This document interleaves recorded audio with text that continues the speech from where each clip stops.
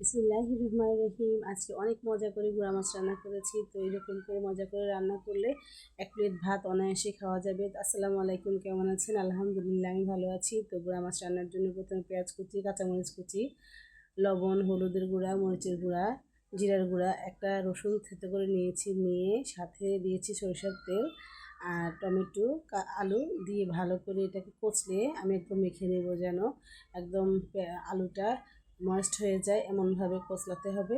কচলে এটাকে দেখেছেন আমি কীভাবে কচলিয়েছি। সাথে উপরে দিয়ে দিয়েছি মাছগুলো, গুঁড়া মাছ দিয়ে আলতোভাবে এটাকে আমি নাড়াচাড়া করব।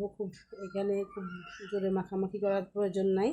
এরপর হাত ধুয়ে সামান্য একটু পানি দিয়ে দিব। এই পানির মধ্যেই আমার রান্না কমপ্লিট হয়ে যাবে।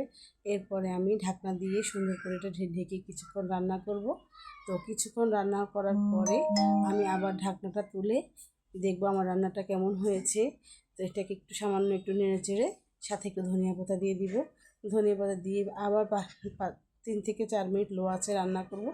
ব্যাস রেডি হয়ে গিয়েছে গুঁড়া মাছের রান্না।